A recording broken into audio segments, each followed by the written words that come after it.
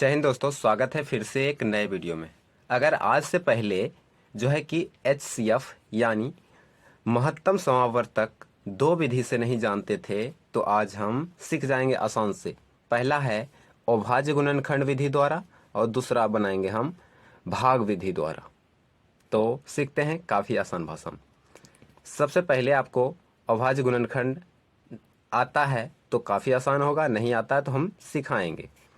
देखिए, ये 24 है, 24 को आप लिख दीजिए इस प्रकार और इसका अभाज्य गुणनखंड निकाल दीजिए। किस प्रकार आप निकालेंगे अभाज्य गुणनखंड आपको बताते हैं। जैसे देखिए, आप 24 लिख दीजिए, 24 लिखिए और इसका अभाज्य गुणनखंड यानी लघुत्तम निकल जाएगा। अभाज्य गुणनखंड सबसे छोटा क्या होता है, 2 से लगाना है, 2 से लग रहा है तो यानी 2 एकम 2 और 2 दूनी 4, 12 दूनी 24 होता है। फिर 2 से लगा देंगे, 6 दूनी 12 होता है। अभी भी 2 से लगता है, 2 तिहाई 6। अब 3 से लगता है तो 3 एकम 3। अब नहीं लगेगा तो हुआ कितना, 2 1 2 3, 3 बार 2 हो गया और 2 ये 1 3 जो है एक बार हुआ। ठीक है, तो लिख देंगे 2 गुना 2 गुना 2 गुना 3। कुछ नहीं किए, बस उसका अभाज्य गुणनखंड निकाल दिए। उसके बाद क्या है कि 40, तो 40 का भी निकाल दीजिए, 40 लिखिए।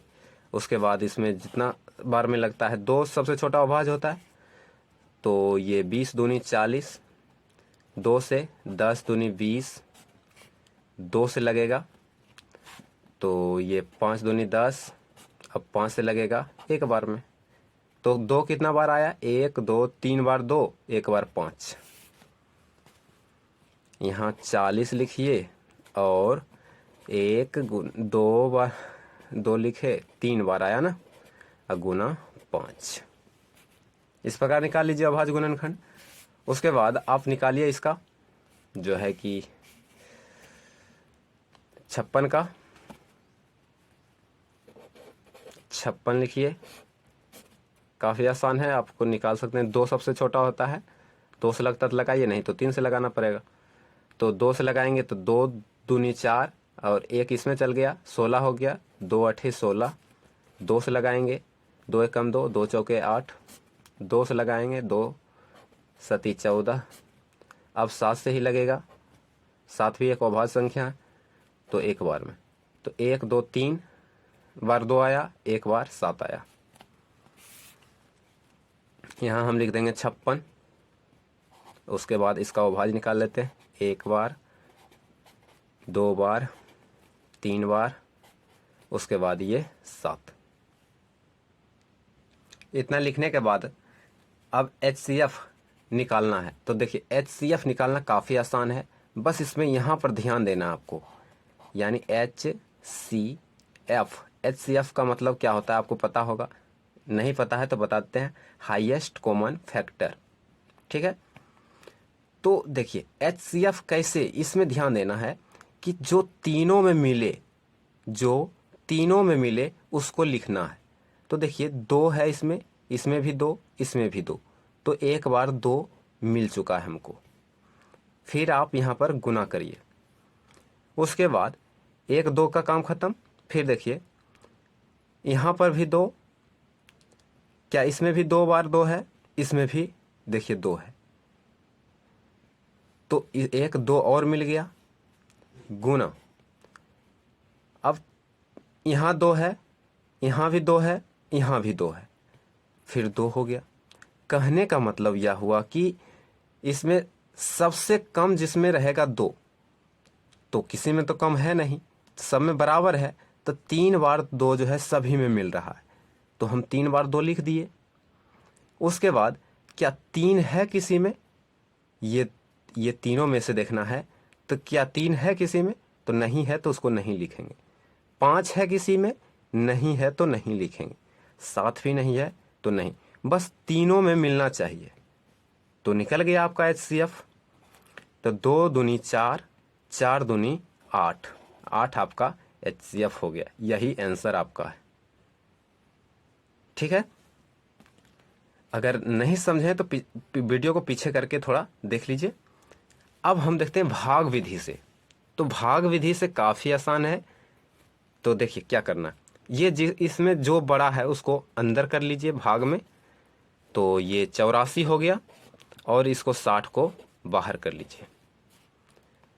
अब इसमें भागा जानते हैं तो भाग लगाइए, जैसे लगाते थे भागा उसी प्रकार।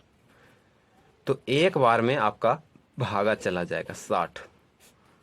अब 4 में से 0 जाएगा तो 4 ही, 8 में से 6 जाएगा तो 2। अब इसको थोड़ा लंबा कीजिए और यहां से भागा फिर से चालू करिए। अब यहां पर लिखिए जिससे आप भाग दिए थे, ये 60।